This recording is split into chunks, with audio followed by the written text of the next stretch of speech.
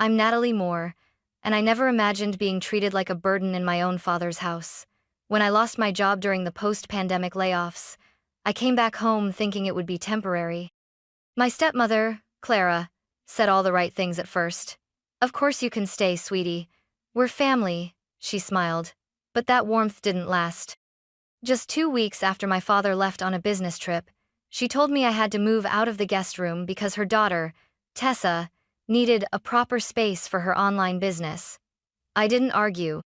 I moved my suitcase into the storage room, curled up on a dusty cot, and told myself this was just a rough patch. But as the days passed, the message was clear. I wasn't family, I was tolerated. That night, as I lay awake staring at exposed pipes and flickering light, something inside me shifted. When I was 12, my mother passed away after a long illness, and my father married Clara less than a year later. She came with a daughter my age, Tessa Loud, entitled, and always perfectly styled. Clara wore polished smiles like armor and treated every family dinner like a networking event. I tried to be polite, I tried to belong, but even as a teenager, I knew I was always just an add-on. After college, I moved to Denver and built a quiet, independent life for myself. I worked in sustainable construction, mostly behind the scenes, drawing plans, managing permits, and troubleshooting foundation issues no one wanted to touch. I wasn't flashy. I wasn't the one who posted my life on Instagram. I worked hard, paid my bills, and minded my business. Then the pandemic hit. My firm laid off 60% of staff in 3 months. I hung on for a while doing freelance jobs from my kitchen table, but when those dried up, so did my rent money. I had no choice but to pack up my one-bedroom apartment and call the only family I had left. To my surprise, Clara answered the phone with concern. "Oh, Natalie, you poor thing. Of course, come stay with us. Your father would want that." I should have known better. At first, things were civil. I stayed in the guest room, the same one I used to sleep in on holidays. I kept my boxes stacked neatly in the corner and made sure to cook dinner twice a week as a thank you. My dad was thrilled to have me around again. "You being here, it feels right," he said one night over pasta. "Like we're still a family." But Clara had different plans. She started off with little comments. "Can you make sure to clear the bathroom quickly in the morning? Tessa has video calls." Or, "You don't need to help with dinner, honey. You've been lying around all day, you should rest." Then came the spreadsheets. Yes, actual printed spreadsheets labeled household contributions. Clara handed me one over breakfast. "I just thought it'd help you feel like part of the household again," she said sweetly. "We all contribute." According to her document, my rent was set at $250 a month for staying in the guest room. It also listed cleaning zones and rotating cooking duties. I didn't argue. I paid. I scrubbed the upstairs hallway on Wednesdays. I vacuumed on Sundays. I played the role she wanted because I thought, eventually, things would level out. I just needed a job. But finding work in my field felt like running on a treadmill underwater. No one was hiring. No one even opened my emails. I sent out 47 applications in 3 weeks.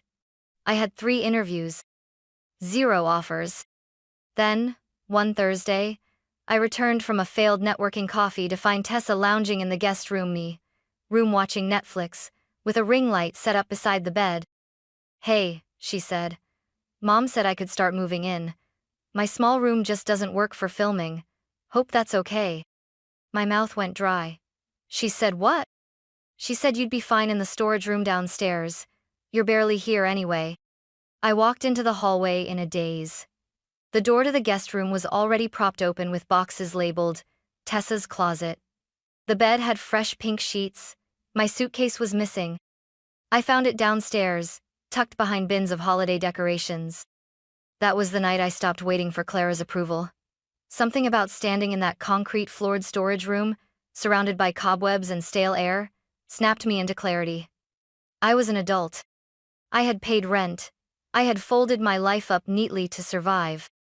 And I had been assigned a closet. Later, lying on the narrow cot Clara had graciously offered, I stared at the water-stained ceiling and repeated one sentence over and over like a mantra. This will not be the end of my story. Living in the storage room wasn't just uncomfortable, it was humiliating in ways I didn't expect. There were no windows, just a single flickering ceiling light that cast a pale yellow glow on the concrete floor. I stacked my few clothes on a makeshift shelf made of old cardboard boxes. At night, the walls echoed with the sound of footsteps upstairs, Tessa's laughter, Clara's heels on tile, my father's low voice through the vents. I didn't exist in those rooms anymore. No one came down to check on me. Not once. I kept applying for jobs, every day. My laptop balanced on a crate. Wi-Fi barely reached the corner I worked from. I started going to the public library again, partly for signal, partly for silence. And every evening, I emerged from my bunker to cook dinner and clean the kitchen. Clara acted like nothing had changed. One night, she told me mid-meal, "Tessa's launching a product line. Lip gloss and self-care kits. We're helping her set up a storefront." My fork froze halfway to my mouth. "Wait, what?" "She's got the spark of an entrepreneur," Clara said, beaming. "You know, she's really driven." Tessa gave me a smirk from across the table, stirring her sparkling water with a metal straw. "I guess we all have our own thing." I wanted to scream. Instead, I smiled. "Sounds great." What Clara didn't know was that I had my own thing too, a glimmer of hope in the form of a job application I'd sent 2 weeks prior. A boutique sustainable architecture firm near Aspen Willow, Reed Studio, had reached out for a second interview. It was the first time in months I felt like a door might open. They'd liked my portfolio, especially a case study I'd done on passive energy flow in modern cottages. "I think your background aligns beautifully with our mission," their founder, Riley Sanderson, had said over Zoom. "We need someone who sees the bones of a space before the polish." The second interview was on a Thursday morning. I borrowed Clara's car without asking, she wasn't using it, and drove 3 hours into the mountains with my best clothes folded in a tote bag. I changed at a gas station and arrived 15 minutes early. The office was tucked behind a row of pine trees overlooking a quiet lake. Riley met me at the door wearing jeans and hiking boots, his hair still damp from a morning swim. The whole interview felt like a conversation between collaborators. He asked about my design instincts, my influences, my values. "What are you hoping to build next, not just physically, but in your life?" The question surprised me. I paused, then answered truthfully. "Something that belongs entirely to me." He nodded. "I like that." By the time I got back home that evening, I found my pillow sitting outside the basement door. A stack of Clara's donation boxes had replaced my cot. "We needed more room for inventory," Clara said when I confronted her. "Tessa's business is expanding. You can just sleep on the couch for now." I didn't even argue. I just picked up my pillow, walked into the living room, and lay down between 2 throw cushions. That night, I slept next to the blinking light of the Wi-Fi router. It hummed softly as if mocking me. 2 days later, I got the offer email. 68, 0 salary. Benefits. Moving assistance. Start date. 3 weeks. I sat in the parking lot of the grocery store, staring at the screen until the sun dipped low. Then I called a realtor. "I'm looking for something with character," I said. "A place near water, quiet, open to renovation." The realtor hesitated. "Is this for a vacation rental?" "No," I said. "It's personal." She sent me 12 listings. I only needed one. That's when I saw it. A weathered A-frame cottage tucked into a lakeside bluff, 40 minutes outside town. It was beautiful, neglected, covered in ivy. The description read, "Fixer, upper with potential. Formerly on hold for private buyer, fell through." The private buyer was Clara. I remembered. She had shown me this exact listing a year ago on her iPad, sighing wistfully. "Too expensive right now," she had said. "But one day, I want a place like this." And just like that, I knew. This wasn't revenge. It was restoration. She took my space. I would take her dream and make it mine. I toured the lake cottage the next morning. It was raining when I pulled into the gravel drive, just a soft, steady drizzle that made the wood siding look darker, more secretive. The house sat back from the road, framed by tall cedar trees. Ivy crawled up the sides like nature had tried to reclaim it. The porch creaked as I stepped onto it, and the doorknob stuck before finally turning with a groan. Inside, the house smelled like damp wood, dust, and possibility. The floors were scuffed, the wallpaper was peeling, the fireplace had a bird's nest tucked inside, and yet, I could see it, the version of this place that no one else could. I walked slowly through each room, fingers brushing old window frames. The kitchen needed to be gutted. The bathroom had pink tile from the 60s. The staircase creaked under every step. But the view? Through the living room window, the lake shimmered like glass between the trees. I turned to the realtor, Anna. "How long has it been on the market?" "Nearly 8 months," she said. "It was under contract twice, but both buyers backed out, needed more work than they wanted." "What's the seller like?" "Retired couple, downsizing, they're motivated." I nodded, already calculating. With my new salary, my savings, and the small inheritance from my mother that Clara had never known about, I could make this happen. "I'll put in an offer today," I said. Anna blinked. "You're sure?" "Absolutely."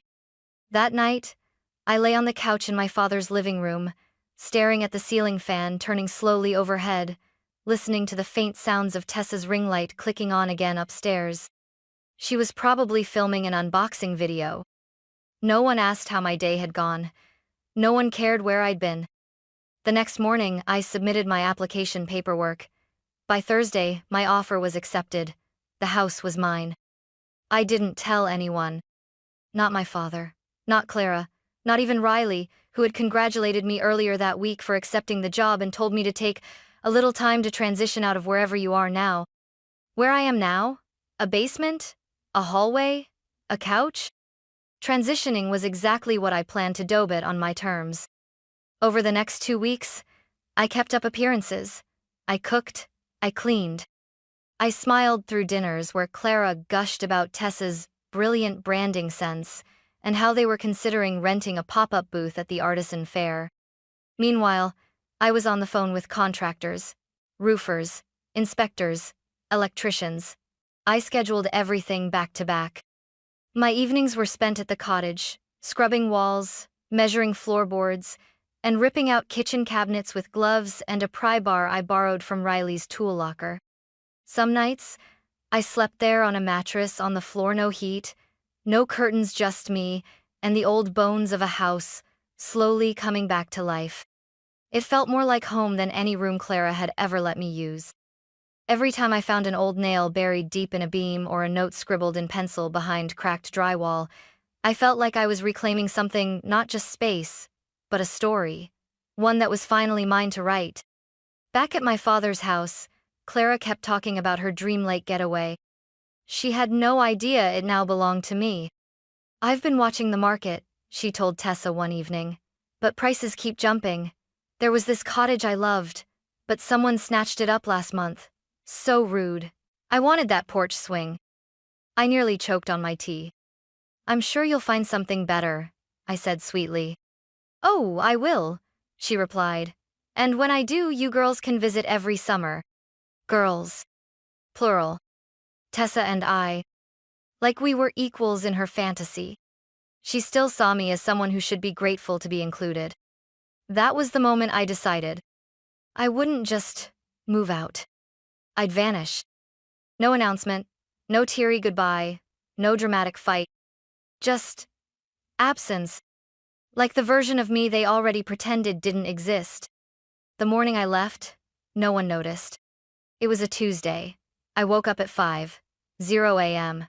The sky still navy blue, the house silent. I folded my blanket, fluffed the couch pillows, and placed my mug-washed, dried, spotless back in its place in the kitchen cabinet. Then I packed the last of my things. Everything I owned fit into one rolling suitcase, a canvas duffel bag, and a backpack. I didn't take much. I didn't want much. The Reston old winter coat, a pair of heels I never wore, 2 throw pillows, Clara had once gifted me for Christmas remained tucked behind the couch like ghosts. I left a note on the kitchen counter. Found a place. Won't need the couch anymore. Natalie. That was it. No apology, no forwarding address, no request for understanding. Just a statement of fact, as clinical and emotionless as the way they had treated me for months. By 6:00 a.m., I was unlocking the door to my cottage. The contractor, Pete, pulled into the gravel drive 10 minutes later. We got to work immediately. The new windows were arriving that day, and the old bathroom tile had to be removed before the plumber came on Thursday. We didn't stop until dusk. I ordered pizza, shared it with Pete's crew, and then sat on the porch, swing the one I'd had installed 2 days earlier, watching the lake turn molten gold in the setting sun. It was the first sunset I'd watched without feeling like I was intruding on someone else's life. My phone buzzed over and over in my pocket. First a missed call from my dad. Then, a string of texts from Clara. Where did you go? What do you mean you found a place? You should have told us. This is irresponsible. David's worried. Call us. I didn't respond. I silenced the phone and placed it inside a drawer in the hallway table. I didn't plan on checking it again for a while. That first night in my own home, I lay on the floor of my unfinished bedroom on a sleeping mat and a stack of blankets. There were no curtains yet. The stars watched me through the window. I fell asleep to the sound of crickets and wind in the trees. It was quiet. And it was mine. The next few days blurred into motion. Paint samples, hardware store runs, measuring backsplash tiles, comparing light fixtures. Each night, I made notes for the next day. Each morning, I woke up to the freedom of building something that wasn't just shelter, it was self-definition. Meanwhile, Clara's texts grew more frantic. We're having a family dinner this weekend. You're expected to attend. David says you're not answering his calls. That's disrespectful. You don't just disappear from family. But that's exactly what I did. Because if I had stayed, I would have kept shrinking, folding into smaller and smaller corners until they felt comfortable enough to forget I was ever there. 1 week after I moved out, I walked into Riley's office for my first day at Willow, Reed. He greeted me like I was already part of the team, introduced me to everyone, and handed me a binder with project specs and renderings. We're assigning you to the shoreline development, he said. It's ambitious, eco-forward, and already behind schedule. We need your brain on it. It felt surreal to be valued so quickly. No one asked if I was between things. No one tiptoed around my past or asked what I was doing with my life. They just respected me. The contrast was jarring. At home, I was a burden. Here, I was an asset. That evening, I came home to the smell of fresh lumber and wet grout. The kitchen counters had been installed, and Pete had started laying tile in the bathroom. Progress was happening faster than I'd imagined. And yet, I didn't rush it. Because this time, I wasn't escaping something. I was building towards something. The only time I flinched was when I saw a black SUV slow down near my mailbox. Clara's car. She didn't stop. She didn't come to the door. But I knew she saw. She saw the swing, the paint, the porch lights that had just gone up. She saw the house she always wanted and never got. I stood in the doorway and waved politely. She didn't wave back. Part 5. The Open House. 2 weeks after I moved in, I held a small open house, not for show, but for the team at Willow, Reed. Riley had suggested it. You've got great instincts, Natalie. Don't be afraid to show people what you've built, he said, flipping through the photos I'd sent him of my kitchen backsplash. So I invited the team over on a sunny Saturday afternoon.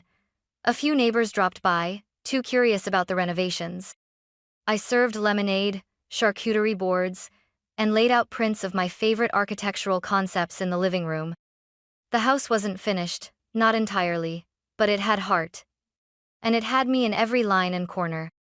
I wore jeans, a linen button-up, and bare feet.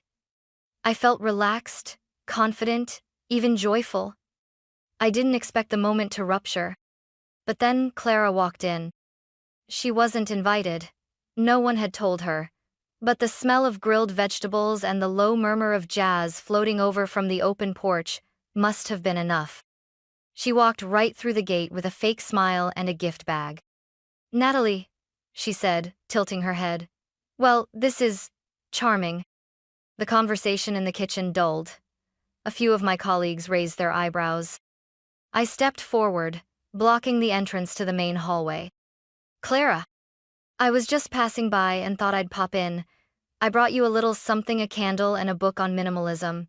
She handed me the bag like she was auditioning for sainthood. "Thank you," I said, taking it without warmth. She scanned the room.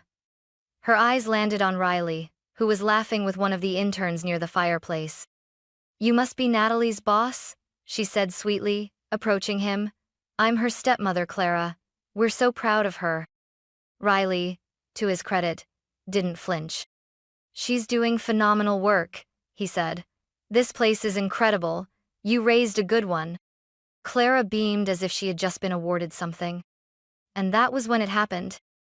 I don't know what made me do it, whether it was exhaustion, pride, or simply the fact that I had nothing left to lose, but I turned to the room, raised my glass of lemonade, and said, "Since we have some family here, I might as well say this now."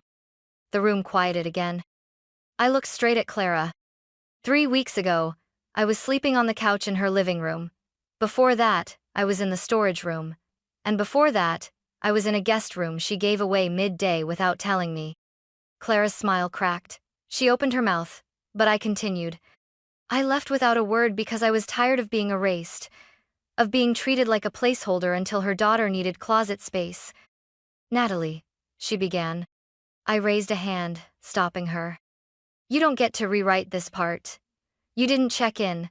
You didn't ask about my job hunt. You didn't even notice when I was gone, but you noticed this house, because you wanted it."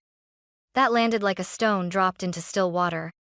Riley looked from me to Clara, realization dawning. "This was the listing you showed me," she said finally, her voice shaking with indignation. "The lakeside cottage I loved." I smiled, but it wasn't kind. "I know, that's why I bought it." Gasps from the guests. One of the interns choked on her drink. Clara's face turned crimson. "So, this is some sort of revenge?" "No," I said simply. "This is reclamation." "You're being dramatic," she hissed. I turned to the room again. For years I let people tell me who I was, based on what I didn't have. A job, a place, a label. But this, I gestured around the room, this is mine. Every tile, every light fixture, every beam. Not to prove a point, not to hurt anyone, but because I finally remembered what it feels like to believe in myself again. The silence that followed was weighty but not awkward. It was respectful. Riley stepped beside me, and it's one hell of a renovation. Laughter broke the tension. A few people clapped. Clara stood still, stunned. She set down the gift bag and left without another word. I didn't watch her go, because for once, she wasn't the center of the room. I was. The house was nearly empty when he showed up. Twilight had settled over the lake. The last guests had filtered out with kind words and leftover cookies in paper napkins. I had just started gathering plates when I heard the knock. I didn't even have to look. Only one person in this story ever knocked, like he wasn't sure if he was welcome. Dad. He stood there in his weekend jeans and windbreaker, holding a 6-pack of iced tea and looking 10 years older than he had the last time I saw him. His eyes scanned the entryway, then the porch behind me, like he still couldn't believe I lived here. "Mind if I come in?" he asked, voice low. I stepped aside. "Sure." He walked slowly, reverently, as if the floorboards might rise up to correct him. He stopped in the kitchen, where sunlight still lingered on the countertop. "This place is," he began. "Real?" I offered. He gave a tired smile. "Yeah, real." I poured us both a glass of water. He didn't touch his. For a while, we just stood there in the kitchen, the one I had ripped out and rebuilt with my own hands without speaking. Then he finally said it. "I'm sorry." It wasn't theatrical. No tears. No speech. Just 2 words he'd never said to me before. I nodded. For what? He looked down at the counter, tracing the grout lines with one finger. For not seeing what was happening. For letting Clara treat you the way she did. For letting it get to the point where you felt you had to disappear. You didn't just let her, I said softly. You agreed with her. Every time you stayed quiet, you agreed. He flinched. I know. Dad, I wasn't asking for praise or money. I was just trying not to drown. And you stood there and watched. He rubbed the back of his neck. I told myself it was temporary, that you'd figure things out and bounce back, that you were strong enough to handle it. I was strong, I said. But that doesn't mean I deserve to sleep next to the Wi-Fi router. He laughed, a dry, hollow sound. Clara didn't tell me about the couch, or the storage room. I didn't know. That's not the point, I said, more tired than angry now. You didn't ask. You didn't want to know. He winced. I missed a lot, he admitted.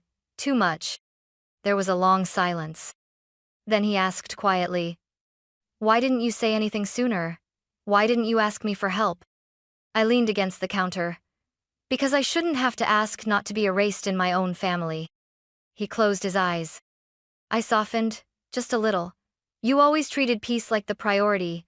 Keep Clara calm, keep Tessa smiling, keep the house quiet, and somewhere in all that, I learned to disappear. I thought I was doing what was best, he whispered. No. You were doing what was easiest. He nodded slowly. We stood in silence again, the lake just visible through the kitchen window, the same view Clara once dreamed of. I want to fix things, he said finally. Not with gestures or cookies or whatever she tried today, but with effort, time, maybe coffee, every other Saturday. I blinked. You want to earn back a relationship.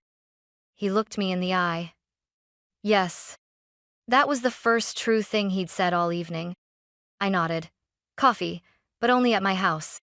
He smiled again. Deal. He stood to leave, but paused at the doorway. She's not taking it well. Clara? He nodded. She's embarrassed. Furious. Keeps calling it a betrayal. Funny, I said. She didn't seem to care much about betrayal when she had me sleeping next to old holiday boxes. I know, he said. She's used to being the one with power. Well, I said, opening the front door for him, she still has power. He turned back, confused. The power to reflect, to apologize, to try, but that's on her, not me. He stood on the porch a moment longer, looking out at the swing, the pine trees, the narrow gravel path that led back to the main road. You did all this? He said softly. On your own. I looked at him, this man who once used to carry me on his shoulders and now looked like a guest in my life. No, I replied. I did all this because I had no one. He didn't argue. He just nodded and walked back down the path. Clara didn't knock. She showed up 4 days later, unannounced, dressed in her signature pale blouse and pearl earrings, like she was headed to brunch not war. I had just returned from work and was still in my boots, my hair tied back, dirt on my hands from tending the garden. I opened the door, saw her standing there with her arms crossed, and a scowl disguised as a smile. You've made quite the statement, she said, stepping onto the porch without being invited. I didn't move. It's not a statement, it's a home. She glanced around. Right. A home. One that used to be on my vision board. I tilted my head. Then maybe you should have bought it when you had the chance. That broke the mask. Clara's eyes narrowed. This was calculated. Vindictive. No, Clara, I said, stepping outside and closing the door behind me. What you did to me, that was calculated. I just survived. She scoffed. Oh, please. You make it sound like we exiled you. You were staying in our house for free. I was paying rent, I snapped. Cleaning, cooking, keeping out of the way, and even then, I wasn't good enough to keep my room, or a bed, or basic dignity. You're exaggerating. No, I cut in, my voice sharper now. You made a choice, over and over again. Every time you praised Tessa in front of me while ignoring my work, every time you took space away from me, every time you reminded me, without saying it outright, that I didn't belong. Clara's nostrils flared. You were always so quiet, Natalie. So passive. Maybe if you had spoken up. Maybe if you had cared to ask. I fired back. She looked stunned, like she hadn't expected me to raise my voice. Good. I was done performing politeness for people who dismissed my worth. You let me rot in that house, I continued, and then acted surprised when I walked away. David told me what you said, she muttered. You made him feel like a bad father. I folded my arms. If the truth makes him feel that way, maybe he should sit with it. You both should. Her jaw tightened. You humiliated me in front of your coworkers, made me look like some wicked stepmother. You are one. She gasped. I'm not saying it to hurt you, I said, voice steady now. I'm saying it because for the first time, I can, because I no longer live under your roof, because I don't owe you silence. You don't owe me anything, she said, incredulous. After everything we did for you? I laughed. You didn't do anything for me, Clara. You tolerated me. You weaponized hospitality. You turned help into leverage. You sound so ungrateful. No, I said coldly. I sound free. She stepped back slightly, as if the words physically stung her.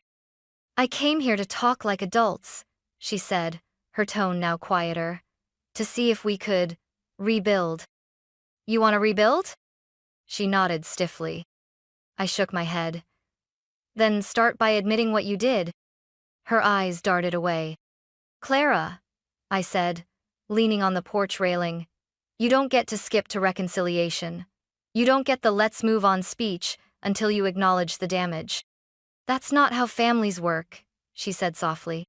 No, I agreed. That's how yours works, not mine. A long silence stretched between us.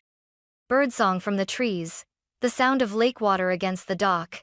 It could have been peaceful if not for the weight between us. Finally, she said, Tessa misses you. That surprised me. She started asking questions about why you left, about what really happened. And what have you told her? That you needed space. I sighed. That's not untrue. I needed space, and a bed, and a door that locked, and a conversation that didn't revolve around her skincare line. A flicker of emotion passed over Clara's face. Almost shame. She's applying to colleges now, she said quietly. Architecture might be one of them. My mouth twitched. You're okay with that? I told her it was too competitive. Of course you did. Clara's gaze met mine again. She's not like me. No, I said. She's not. That's why we still have a chance. A moment passed. Then she said, So what happens now? I exhaled. Now, I live my life. You live yours. If we see each other in public, we can be civil. But this, us, it doesn't go back to what it was. Her lips tightened. You're shutting me out. I'm building boundaries, I said. And for the first time, I'm not apologizing for them. She opened her mouth maybe to protest, maybe to plead, but thought better of it.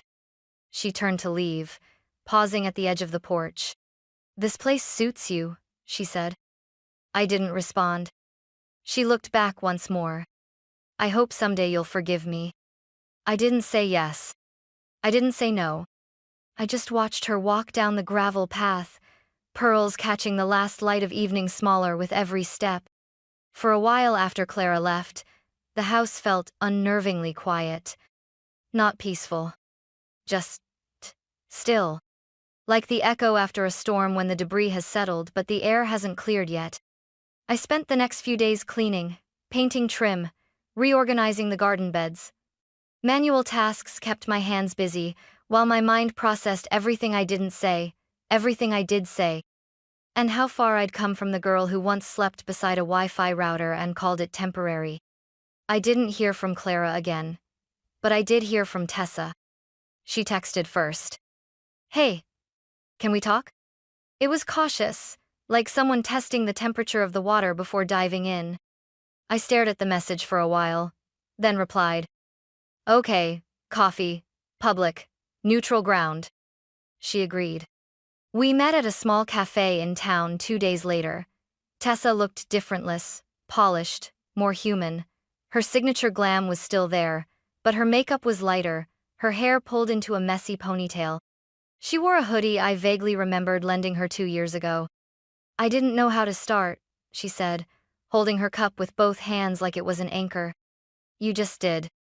She gave a nervous laugh. Right. There was a long pause before she said, I'm sorry. Not dramatic, not forced, just real. I nodded. For what? For not noticing, she said. For not seeing what it was like for you in that house. I mean, I saw it, but I didn't get it. You were a kid, I replied. I'm 18, she countered. Old enough to know when someone's being treated like furniture. I tilted my head. That was almost exactly the phrase she once used to describe me to her friends. My sister's kind of just between things right now. I was awful, she added quickly. Like insanely self-absorbed, I parroted everything Clara said because I thought that was what being part of the family meant, keeping her happy, staying on her good side. But I should have said something, or at least, not piled on. I watched her face as she said it. No performance, no trying to impress. Just guilt, raw and unfiltered. I didn't expect you to stand up for me, I said. That wasn't your job, it was your parents'. She nodded slowly. I know, but I still regret it. We sat in silence for a while. Then she said, You've built something incredible. The house, the career, all of it. I built it because no one gave me anything, I said softly, including permission to stop shrinking. She looked down at her drink. I don't want to shrink either. I glanced at her. She met my eyes. I applied to 3 architecture programs. I blinked. Really?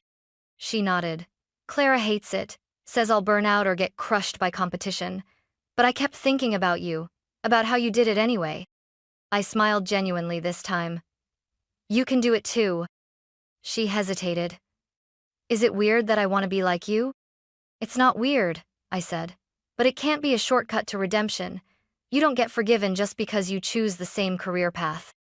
I know, she whispered. I'm not doing it for you. I'm doing it for me.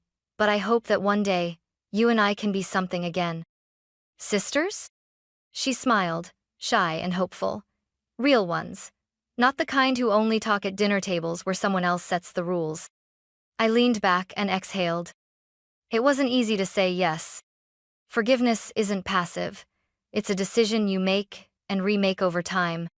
But I could see the beginnings of someone new in her. Someone worth the effort. Let's start small, I said. No pressure.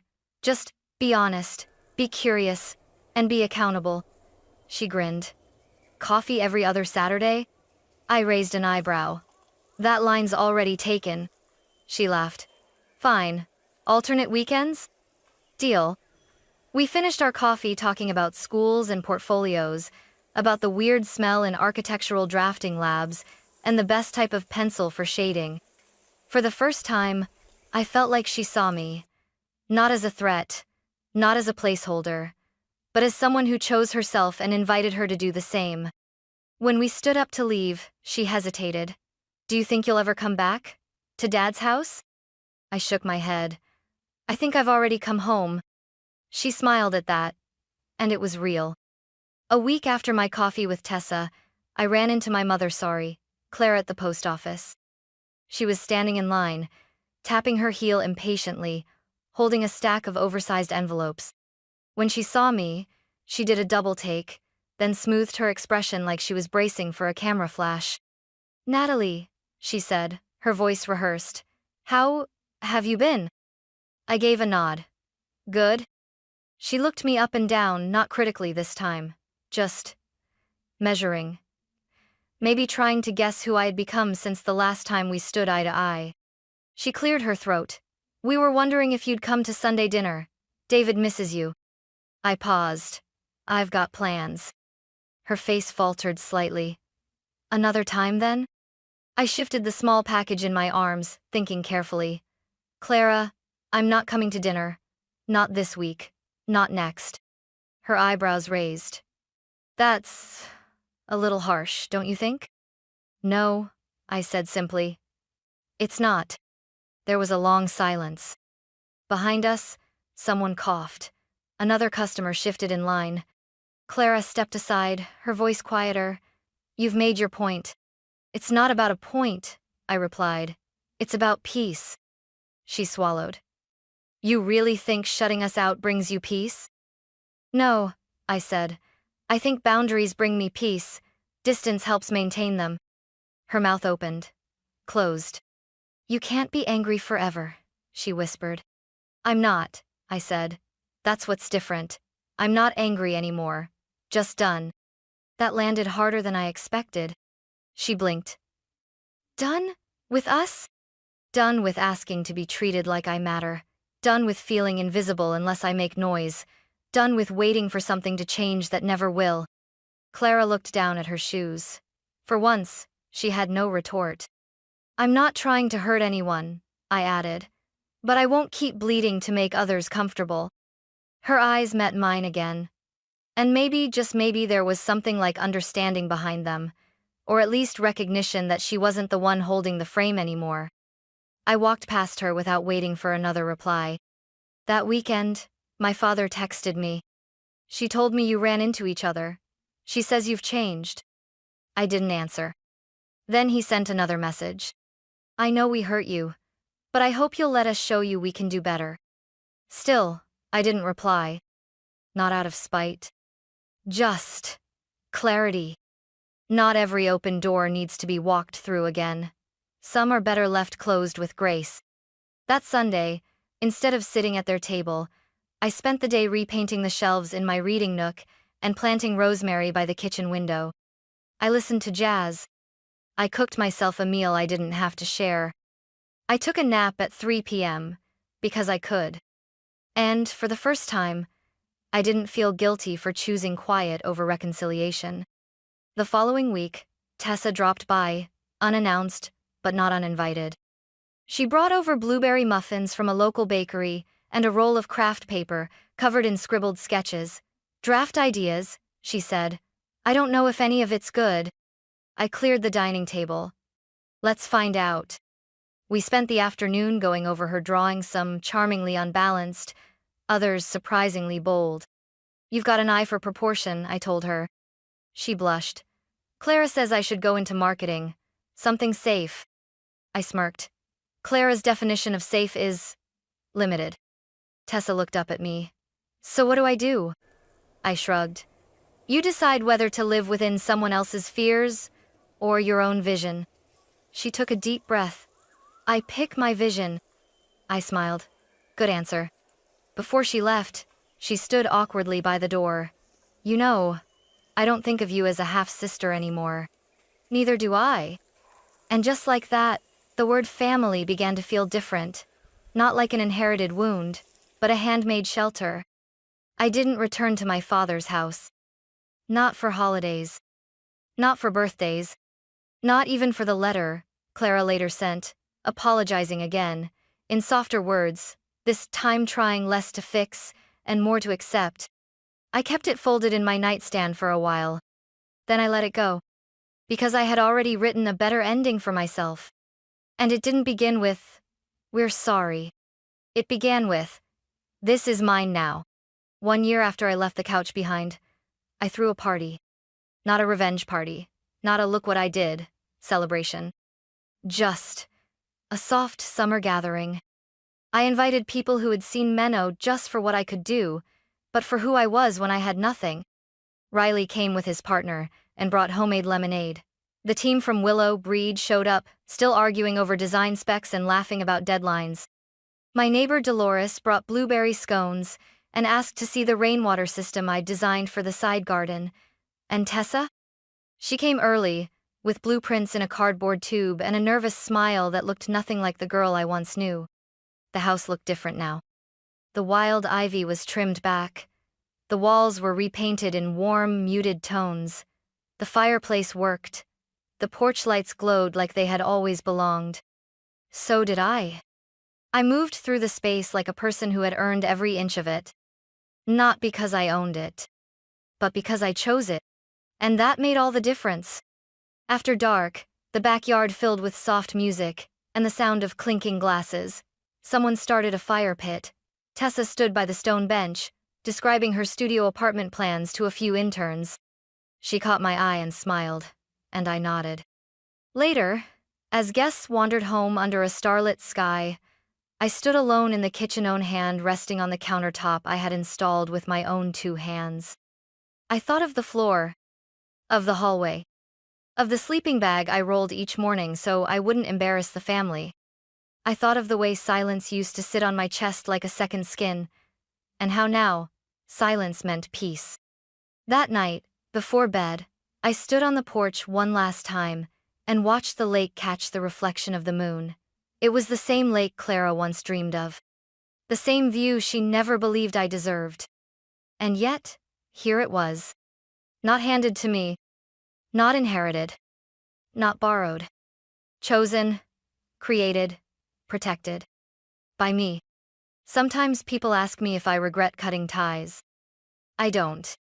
Because healing doesn't always look like mended bridges. Sometimes it looks like new paths, new homes, new definitions. Of dignity. Of family. Of love. My father texts me sometimes. I respond when I have space. He understands that now. Clara never came back to the cottage. But I heard she started therapy. I hope that's true. I don't need a dramatic reconciliation.